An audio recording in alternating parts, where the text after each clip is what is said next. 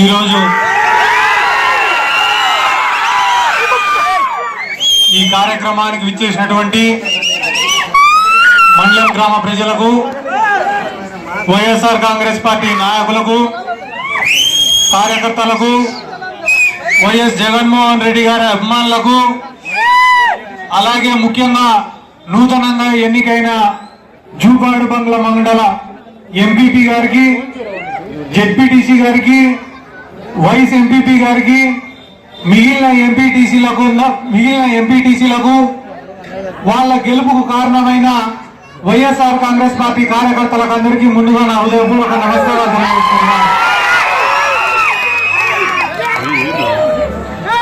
వచ్చినప్పటి నుంచి కూడా శాప్ చైర్మన్ అంటున్నారు. ఆ శాప్ చైర్మన్ కన్నా ముందర నందికొట్కూరు నియోజకవర్గ ఇన్ఛార్జ్ గారు మర్చిపోయారు.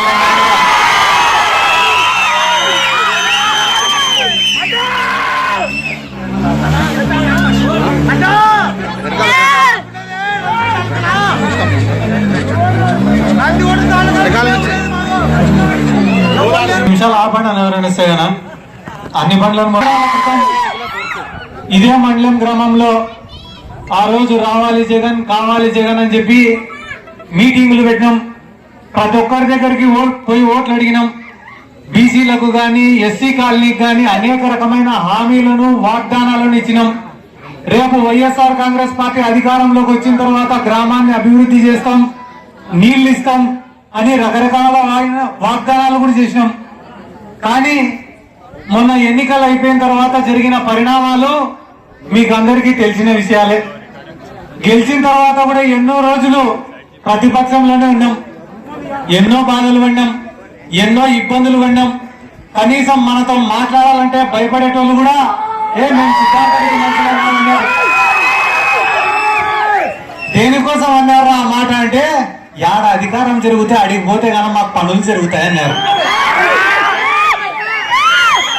మళ్ళా ఇన్ని రోజులు సిద్ధార్థ రెడ్డి ఎంత తిరిగినారు కదరా, ఎటో రాదే అంటే ఓట్లు వేయించుకునేంత వరకే నా సిద్ధార్థతో పని, ఆ తర్వాత సిద్ధార్థతో మాకు పనిలే అన్నారు. సరేలే వాళ్ళతో నాకేం పని అని అనుకొని అధికారులకు ఫోన్ చేసేటోండి. అమ్మ మా వాళ్ళు వస్తారు, ఏదన్నా పని చేసి పెట్టండి అమ్మా. ఎంఆర్ఓ ఆఫీసులకు ఫోన్ చేసేటోండి. అన్న ఆన్లైన్ ఎక్కిలేదంట, కొంచెం మా వాళ్ళది ఏదన్నా పని చూడన్నా. మా వాళ్ళకి పాస్బుక్లు వచ్చిలేవంట, కొంచెం చూడన్నా అంటే, సార్ నీకేం ప్రోటోకాల్ లేదు సార్, నీకు మేము పని చేయము అన్నారు అధికారులు కూడా. ఒక పక్కన పొద్దున్న లేస్తేనే వేల మంది ఇంటికాడ నిలబడుకుని ఉన్నారు, సిద్ధార్థ రెడ్డి మాకు ఆ పని కావాలా, ఈ పని కావాలా అని. ఇంకో పక్కన ఫోన్ చేస్తే అధికారులు ఏమో నీకేం ప్రోటోకాల్ లేదు, మేము నీకు పలకము అని అన్నారు. 2 సంవత్సరాలు ప్రతిరోజు బాధ పెట్టారు, ప్రతిరోజు ఇబ్బంది పెట్టారు. సిద్ధార్థ రెడ్డి అనే వాడికి ఇట్టనే అవమానాలు చేస్తే ఈ నందికొట్కూరు నియోజకవర్గాన్ని వదిలిపెట్టి హైదరాబాద్కో బెంగళూరుకో పోయి వ్యాపారాలు చేసుకుంటాడని అనుకున్నారు. అన్ని పార్టీల నాయకులు ఒకటే అయినారు. ఎలక్షన్లు అయిపోయిన తర్వాత తెలుగుదేశం వాడు కూడా మా వాడు ఈ పార్టీలో ఉన్నాడు, మా బావున్నాడు, మా మామున్నాడు, మా అల్లుడు ఉన్నాడు అని ఎంతమంది ఇబ్బంది పెట్టా కూడా ఈ 2.5 సంవత్సరాలు పోరాడుతూనే ఉన్నా, ప్రతి నిమిషం కష్టపడుతూనే ఉన్నా, ప్రతి నిమిషం. ఇంత కష్టం చేసేదానికి కారణం ఏమరా అంటే కేవలం మీ అందరి ప్రేమ, ఆప్యాయత, అభిమానాలు మాత్రమే, మీరు ఇచ్చిన ధైర్యం మాత్రమే. 2.5 సంవత్సరాల తర్వాత ఈ రోజు మళ్ళీ ఇదే నందికొట్కూరు నియోజకవర్గంలో దాదాపుగా 40-50 మంది సర్పంచులు, 50-60 మంది ఎంపీటీసీలు, 5 మంది ఎంపీపీలు, 5 మంది జెడ్పీటీసీలు, ఒక మున్సిపల్ చైర్మన్, ఒక మార్కెట్ యార్డ్ చైర్మన్, 5 మంది సొసైటీ ప్రెసిడెంట్లు ఈ రోజు మన వెనకాల ఉన్నారు.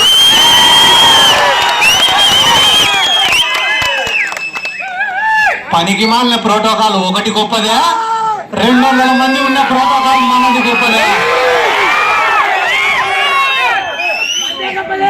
ఈ రోజు జగనన్న దగ్గరికి కూడా పోయి అడుగుతా, ఎంత కష్టం చేసినా, ఎంత ఇబ్బంది పడినా ఈ రోజుకి కూడా మా నందికొట్కూరు నియోజకవర్గాలలో లిఫ్ట్ ఇరిగేషన్ కావాలా, మా నందికొట్కూరు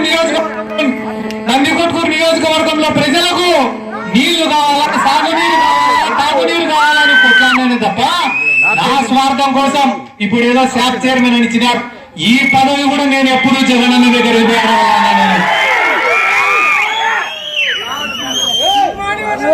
నాకు కొంచెం ఏదో ఇది ఇబ్బంది పెట్టాను చూస్తున్నా కొంచెం మైకు. కొత్తగా గెలిచిన ఎంపీటీసీలకు జెడ్పీటీసీలకు కానీ ఎవరెవరైతే కొత్తగా గెలిచిన వాళ్ళు ఎవరెవరైతే ఈ రోజు ఒక స్థానంలో కూర్చొని ఉన్నారో వాళ్ళందరూ కూడా ఒక విషయం గుర్తుపెట్టుకోవాల్సిన అవసరం ఉంది. ఎందుకంటే ఈ రోజు రాజకీయాలు ఎట్లున్నాయో మీకు అందరికీ నేను ప్రత్యేకంగా చెప్పాల్సిన అవసరం లేదు. డబ్బులు అయిపోయినాయి.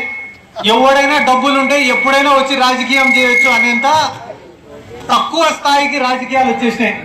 కానీ ఇటువంటి కాలంలో కూడా ఇక్కడ వేదిక పైన ఉన్నటువంటి వాళ్ళు ఎంపీపీలు కానీ జెడ్పీటీసీలు కానీ అయినారంటే అది నా పుణ్యం కాదు, ఇంకొకరి పుణ్యం కాదమ్మా, అది మన నాయకుడు వైఎస్ జగన్మోహన్ రెడ్డి గారి.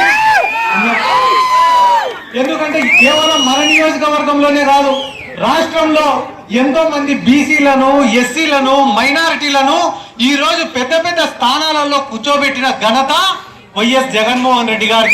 తెలుగుదేశం పార్టీ నాయకులు ఎప్పుడైనా చూసుకో చంద్రబాబు నాయుడు గారిది మాటలు చెప్పడం, అబద్ధాలు చెప్పడం, మోసగించడం, పోవడం తప్ప ఇచ్చిన మాట ఎప్పుడు కూడా నిలబెట్టుకోలే. ఈ రోజు మన నాయకుడు జగన్మోహన్ రెడ్డి గారు ముఖ్యమంత్రి అయిన తర్వాత అడుగడుగునా కూడా అడ్డంకులు సృష్టించినారు. ఈ రోజు అన్ని వర్గాల ప్రజలకు కూడా ఎవరైనా తీసుకోండి, బీసీలు, ఎస్సీలు, మైనారిటీలే కాదు, రాష్ట్రంలో అన్ని వర్గాల ప్రజలు, కూలీలు గాని, కార్మికులు గాని, కర్షకులు గాని, విద్యార్థులు గాని, యువకులు గాని, మహిళలు గాని, ఉద్యోగస్తులు గాని, వ్యాపారస్తులు గాని ప్రతి ఒక్కరు కూడా ఈ రోజు జగన్మోహన్ రెడ్డి గారి పాలనను చూసి గర్వపడుతున్నారు, సంతోషంగా ఉన్నారు. కానీ చంద్రబాబు నాయుడు మాత్రం పొద్దున లేచినప్పటి నుంచి ఒక 4 డబ్బా ఛానళ్లు పెట్టుకొని అసత్య ఆరోపణలు. జగన్మోహన్ రెడ్డి గారు వచ్చిన తర్వాత దౌర్జన్యాలు పెరిగిపోయినాయంట, అక్రమ కేసులు పెరిగిపోయినాయంట. ఒక్కసారి చరిత్ర గమనించండి అన్న, మన నియోజకవర్గంలోనే గుర్తించండి. ఇంతకు ముందు పాలించిన పాలకులు వాళ్ళ హయాంలో ఇదే నియోజకవర్గంలో ఎన్ని హత్యలు చేసినారు, ఎన్ని కిడ్నాపులు చేసినారు, ఎన్ని దాడులు చేసినారో మీరే ఒక్కసారి పోలీస్ స్టేషన్లకు పోయి ఎఫ్ఐఆర్లను తీయండి. నిజంగానే ఆ నాయకులకు ప్రోత్సహించినట్ట చంద్రబాబు నాయుడు ప్రోత్సహించినట్ట మా నాయకుడు వైఎస్ జగన్మోహన్ రెడ్డి గారు మీరు కూడా దాడులు చేయండి, హత్యలు చేయండి అని ప్రోత్సహించింటే ఈ రోజు నందికొట్కూరులో పరిస్థితులు ఎట్టుండేవో మీకు కూడా అర్థమయ్యేటి. కానీ మాకు ఆయన చెప్పిన మాట, అభివృద్ధి చేయాలన్నా మా కాడికి రాండి, సంక్షేమ పథకాలు కావాలన్నా మా దగ్గరికి రాండి, మంచి చేయాలన్నా మా దగ్గరికి రాండి, అంతే తప్ప మీరు గాన దౌర్జన్యాలకు పాల్పడితే దయచేసి పార్టీ నుంచి బయటికి పోండి అని చెప్పిన నాయకుడు మన నాయకుడు వైఎస్ జగన్మోహన్ రెడ్డి గారు. అటువంటి నాయకుడి పైన అసత్య ఆరోపణలు చేయడం కన్నా అంతకన్నా నిజం ఇంకొకటి ఉండదు. ఎవరైనా మీ దగ్గరకు వచ్చి అభివృద్ధి ఎక్కడ జరుగుతుందో చూపించండి రా అని అడిగితే ఎక్కడికి తీసుకుపోకండన్నా మీ గ్రామాలలో బడుల దగ్గరికి తీసుకుపోయి, ఇంతకు ముందు ప్రభుత్వ పాఠశాలల్లో ఎవడైనా చదవాలంటే మా కొద్దురా నాయన ఈ ప్రభుత్వ పాఠశాలల్లో అని అనేవాళ్ళు. కానీ ఈ రోజు ప్రభుత్వ పాఠశాలల్లో ఒక సీటు దొరకాలంటే పోటీ చేసి తట్టుకోలేనటువంటి పరిస్థితి. అంటే ఆ రకంగా మన రాష్ట్రంలో విద్యను అభివృద్ధి చేసిన ఘనత ఎవరిదో కూడా మనం అందరం ఆలోచించుకోవాల్సినటువంటి అవసరం ఉంది. గత 2 సంవత్సరాలైంది కదా ఎలక్షన్లు అయిపోయి, ఏ రోజన్నా కరోనా వచ్చినప్పుడు గాని, కరోనాతో ఎంతో మంది వలస కూలీలు ఇబ్బంది పడుతున్నప్పుడు గాని, ఎంతో మంది కూలీలు తిండి లేక అవస్థ పడుతున్నప్పుడు గాని, లేదా వర్షాలు ఎక్కువ పడి వరదలు వచ్చినప్పుడు గాని ఎవడైనా ఒక్క తెలుగుదేశం పార్టీ నాయకుడన్నా మీ దగ్గరకు వచ్చినాడా? బాగున్నారని పలకరించినాడా? సరేలే మేము అధికార పార్టీలో ఉన్నాం, మాది పనులు జరుగుతున్నాయని అనుకుంటారు వాళ్ళు. మేము ప్రతిపక్షంలో ఉన్నాం కదా, ప్రతిపక్షంలో ఉన్నప్పుడు కూడా 24 గంటలు ప్రజల్లోనే ఉన్నాం కదా, మీ తరఫున పోరాడినాం కదా. ఎక్కడికి పోయినారు సార్ వీళ్ళందరంటే వ్యాపారాలు చేసుకుంటారు హైదరాబాద్ పోయి, మళ్ళీ ఎలక్షన్లప్పుడు డబ్బులు ఎత్తుకొని వస్తారట మీ కాడికి. కాబట్టి ఎటువంటి నాయకుడు కావాలో మీరందరూ కూడా ఆలోచించుకోవాల్సినటువంటి అవసరం ఉంది. నా దృష్టిలో కష్టమో నష్టమో 24 గంటలు స్థానికంగా మీ ముందర ఉండేవాడే నాయకుడు. నాకు తెలిసినంత వరకు మన తోకల కుటుంబం గాని, తోకల కృష్ణారెడ్డి అన్న వాళ్ళు గాని, నేను వైఎస్ఆర్ కాంగ్రెస్ పార్టీలో చేరినప్పటి నుంచి ఈ రోజు వరకు వైఎస్ఆర్ కాంగ్రెస్ పార్టీ తరఫున ఏ కార్యక్రమం జరిగినా కూడా దాన్ని విజయవంతంగా నడిపించినారు. దానిలో కారణంగానే ఒక నిజమైన వైఎస్ఆర్ కాంగ్రెస్ పార్టీ కార్యకర్తకు ఈ రోజు దక్కిన గౌరవమే జూపాడు బంగ్లా వైస్ ఎంపీపీ పదవి. అది కృష్ణారెడ్డి రావడం కూడా నిజంగా మాకు చాలా సంతోషం. దేనికోసం కొట్లాడినావు సిద్ధార్థ రెడ్డి, నువ్వు ఇన్ని రోజులు కూడా కార్యకర్తల కోసం ఎందుకు కొట్లాడినావు అని కూడా నన్ను చాలా మంది అడిగినారు. ఇదే నియోజకవర్గంలో ఎన్నో ఫ్యాక్షన్ గ్రామాలు ఉన్నాయి. ఆ ఫ్యాక్షన్ గ్రామాలలో ఎవరైనా నాయకుడి దగ్గరికి పోయి సార్ నా వెంట రా సార్ నువ్వు అంటే రాలే, భయపడినారు. ఈ ఫ్యాక్షనిస్టులు ఏడ చంపుతారో ఏడ కేసులలో ఇరికిస్తారో అని చెప్పి భయపడినారు. కానీ అదే గ్రామంలో కొంతమంది నిజాయితీ పరులు, సామాన్యులు వైఎస్ జగన్మోహన్ రెడ్డి గారు ఉండారనే నమ్మకంతో, ధైర్యంతో వచ్చి వైఎస్ఆర్ కాంగ్రెస్ పార్టీ జెండా నాటినారు అటువంటి గ్రామాలలో. కానీ మన దరిద్రం ఏమరా అంటే ఎన్నికలు అయిపోయిన తర్వాత ఆ గ్రామాలలో ఉండే ఫ్యాక్షన్ లీడర్లు మళ్ళీ వాళ్ళకున్న పరిచయాలతో, వాళ్ళకున్న బంధుత్వంతో, వాళ్ళ దగ్గర ఉన్న డబ్బుతో మళ్ళీ వచ్చి వైఎస్ఆర్ కాంగ్రెస్ పార్టీలో చేరితే మన కోసం కష్టపడిన కార్యకర్తలు, మన కోసం జెండా మోసిన కార్యకర్తలు, మన కోసం నిజాయితీగా పనిచేసిన కార్యకర్తలు ఏడదుంకి సావాలా అని చెప్పి కొట్లాడినే తప్ప నాకంటూ ఎటువంటి స్వార్థం కూడా లేదు. నా జోలికి వచ్చేంత మొగతనము సీడీ లేవు. కానీ ఏమరా అంటే మనల్ని నమ్ముకొని వెంట తిరిగే కార్యకర్తల్ని ఎక్కడ ఇబ్బంది పెట్టారో అనే ఒకటే ఉద్దేశంతో అన్ని కష్టాలు మోపుకొని కూడా ఈ రోజు వరకు తిరిగిన నా బాధ్యత, నందికొట్కూరు నియోజకవర్గ సమన్వయకర్తగా నా పైన ఉన్న బాధ్యత పార్టీని బలపరచడం. ఆ పార్టీని బలపరచడంలోని భాగంగానే ఇంతమంది ఎంపీటీసీలను, జెడ్పీటీసీలను, సర్పంచ్లను, మున్సిపాలిటీని గెలిపించుకున్నారు. ఇప్పటి వరకు నా భుజాల పైన ఉన్న బాధ్యత తీరిపోయింది. ఇప్పటి నుంచి నేను కూడా ఫ్రీ బడ్డీ పట్టించి నా పైన కూడా ఏం బాధ్యత లేవు, ఖాళీ కూడా. ఇప్పటి నుంచి ఎవడెవడైతే ఇన్ని రోజులు తడుముకున్నారో ఇప్పటి నుంచి తడుముకున్నారా. బుద్ధలో రాయేసి శిక్షించుకోవడం ఎందుకు లేదని ఇన్ని రోజులు పట్టించుకోలే. అన్ని బాధ్యతలు అయిపోయినాక ఇప్పటి నుంచి నాకన్నా పెద్ద బుద్ధుండదు. ఎన్ని రాలేదు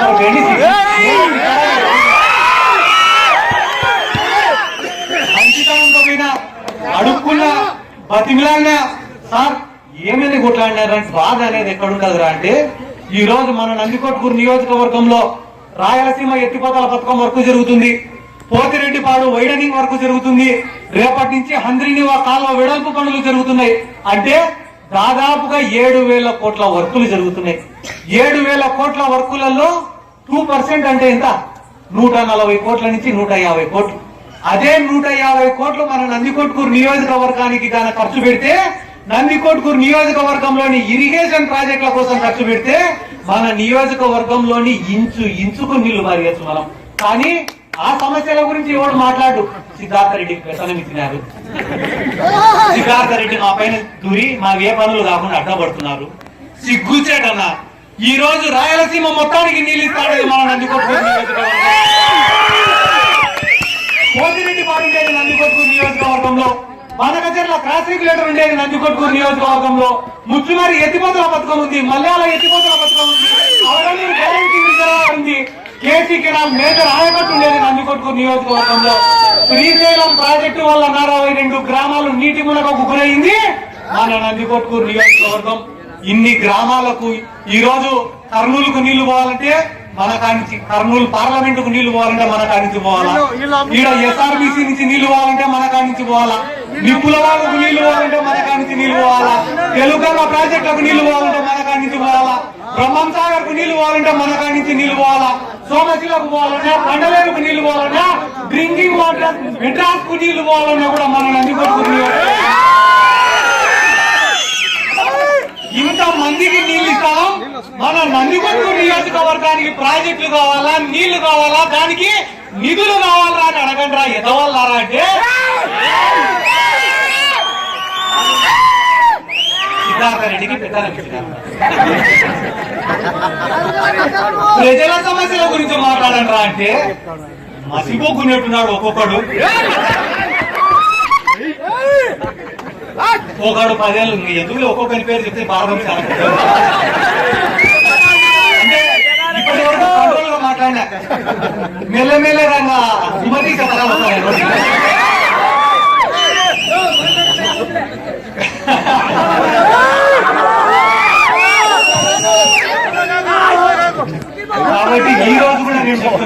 2 సంవత్సరాల తర్వాత ఈ రోజు కూడా ప్రతిరోజు నిద్రపోయే ప్రతిరోజు కూడా బాధపడే విషయం ఏమిరా అంటే 40,000 ఓట్లతో నందికొట్కూరు నియోజకవర్గ ప్రజలు ఆ రోజు ఎమ్మెల్యేని గెలిపించారు. ఆ తర్వాత జరిగిన ఏ ఎన్నికల్లో అయినా కూడా మన వెంట నడిచినారు ఈ నియోజకవర్గ ప్రజలు. ఈ నియోజకవర్గ ప్రజలు మన నాయకత్వాన్ని అంతా బలపరుస్తున్నారు కదా, తిరిగి మనం వాళ్ళకు ఏం చేస్తున్నాం అనే విషయంలో ఎప్పుడు కూడా బాధనే మిగిలింది నాకు. కానీ ఒక గొప్ప విషయం ఏమిరా అంటే జగన్మోహన్ రెడ్డి గారు అందిస్తున్నటువంటి సంక్షేమ పథకాలు ఎటువంటి అవినీతికి తావు లేకుండా, ఎటువంటి మధ్యవర్తి లేకుండా ఈ రోజు సంక్షేమ పథకాలు అనేటివి ప్రజల అకౌంట్లలో పడుతున్నాయి. కాబట్టి ఇంకా మనం ప్రజల్లో తిరగగలుగుతున్నాం. కాబట్టి తెలుగుదేశం పార్టీ నాయకులు కూడా ఏమంటున్నారు, అంతా జగన్మోహన్ రెడ్డి అంతా సంక్షేమ పథకాలకే ఖర్చు పెట్టాడు, మొత్తం జగన్మోహన్ రెడ్డి రాష్ట్ర ఖజానాను అంతా ఖాళీ చేసినాడు, ఎందుకు ఇస్తావు జగన్మోహన్ రెడ్డికి తెలియలేక సంక్షేమ పథకాలు ఇస్తాడని మాట్లాడతారు. కడుపు నిండినోడికి సంక్షేమ పథకం విలువ ఏం తెలుస్తావు కదా, కడుపు ఖాళీనోడికే సంక్షేమ పథకం యొక్క విలువ తెలుస్తుంది. పొలాల్లో పనిచేసే ఒక కూలీ దగ్గరికి పోయి అడుగు, పిల్లల్ని చదివించుకోలేని దుస్థితిలో ఉన్న ఒక తల్లి దగ్గరికి పోయి అడుగు, పెన్షన్ అందక అవస్థ పడుతున్న ఒక అవ్వ దగ్గరికో ఒక తాత దగ్గరికో పోయి అడుగు, సంక్షేమ పథకం యొక్క విలువ చెప్తాడు. హాస్పిటల్లో అనారోగ్యంతో బాధపడుతున్న ఒక పేషెంట్ దగ్గరికి పోయి అడుగన్న ఆరోగ్యశ్రీ యొక్క విలువ చెప్తాడు. పిల్లలు 4 ఉంటే సంసారం చేసేదానికి ఇబ్బంది పడుతుంటే, అవస్థ పడుతుంటే, ఇల్లు లేక ఇబ్బంది పడుతుంటే అటువంటి వాడి దగ్గరికి పోయి అడుగన్నా ఒక జగనన్న ఇంటి పట్టా గాని ఇంటి యొక్క విలువను గాని చెప్తాడు. అట్లా కాకుండా నారా లోకేష్ చంద్రబాబు నాయుడు ఇద్దరు పక్కన కూర్చొని సంక్షేమ పథకాలు బాలేవంటే ఎవడన్నా ఇదేది. నారా లోకేష్ గాని చంద్రబాబు నాయుడు గాని వాళ్ళు చెప్పిందే నిజం అని చెప్పి ఒక భ్రమలో బతుకుతున్నారు.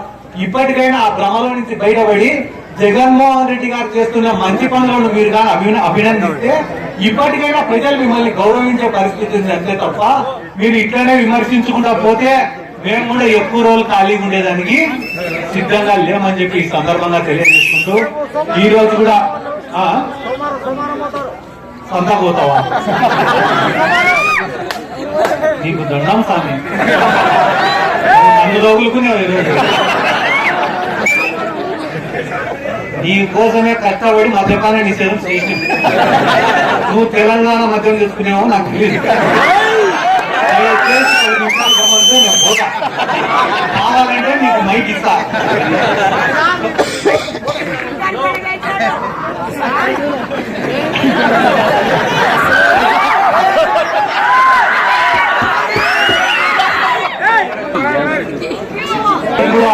ఇంకా ప్రేమగా ఇక్కడికి వచ్చిన జూపాడు బంగ్లా మండలంలోని అన్ని గ్రామాల నుండి ఇక్కడికి విచ్చేసిన నాయకులకు కూడా అందరికీ నా కృతజ్ఞతలు తెలుపుకుంటున్నాను. ఎందుకంటే ఎన్నో గ్రామాలలో ఎన్నో ఇబ్బందులు పడిన తర్వాత కూడా ఎంపీపీ అభ్యర్థిని అత్యధిక మెజార్టీతో గెలిపించుకొని ఈ రోజు మండలం మన చేయి జారిపోకుండా కుప్పెట్లో పెట్టుకునేదానికి అవకాశం కల్పించిన ప్రతి ఒక్కరికి కూడా నా శిరస్సు వంచి నమస్కారాలు తెలియజేసుకుంటున్నాను. మా తోకల కుటుంబం గురించి కూడా నేను ఈరోజు 2 మాటలు చెప్పినా మళ్ళీ కూడా చెప్తాను. ఎంపీపీ ఎన్నికల తర్వాత నేను కూడా వాళ్ళకు ఫోన్ చేసి ఒక రోజు అడిగినా, అన్న దాదాపుగా మీతో మాట్లాడక కూడా 1 సంవత్సరం 2 ఏళ్ళు అయింది, నేను మాట్లాడకపోవడానికి కారణం ఏమంటే నా వెంట తిరిగితే మీరు కూడా ఇబ్బందుల పాలవుతారు, దానికోసమే మీరు నాకు దూరం ఉన్నా పర్వాలేదని అనుకునే తప్ప మిమ్మల్ని దూరం చేసుకోవాలనే కోరిక నాకు ఎప్పుడూ లేదన్నా.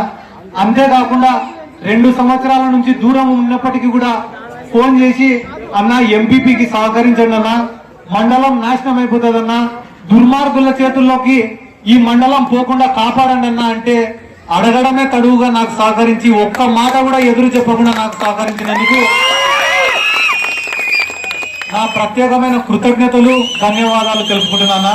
ఈ రోజు మండలం ఆఫీస్ మీ చేతుల్లో ఉందమ్మా, మండలానికి ఫండ్ ఉండేది కాబట్టి ఎండిఓ గారితో మాట్లాడి మిగిలిన ఎంపీటీసీలతో మాట్లాడి ఎంపీపీ గారు వైస్ ఎంపీపీ గారు ఒక సహకారంతో ఉండి ఈ మండలాన్ని అభివృద్ధి చేయాలని చెప్పి ఇవి ఏమన్నా పనులుంటే కాని పనులుంటే మా దృష్టికి వస్తే మేము కూడా పరిష్కరిస్తామని చెప్పి ఈ సందర్భంగా నేను తెలియజేసుకుంటూ ఇంత ప్రేమగా మమ్మల్ని మరొకసారి ఆశీర్వదించడానికి ఇక్కడికి వచ్చిన ప్రతి ఒక్కరికి కూడా నా శిరస్సు వంచి నమస్కారాలు తెలియజేసుకుంటున్నాను. జై జగన్, జై జగన్. ఏం కొంతమంది అన్న ఏం మీకు జై జగన్, జై జగన్. Thank you.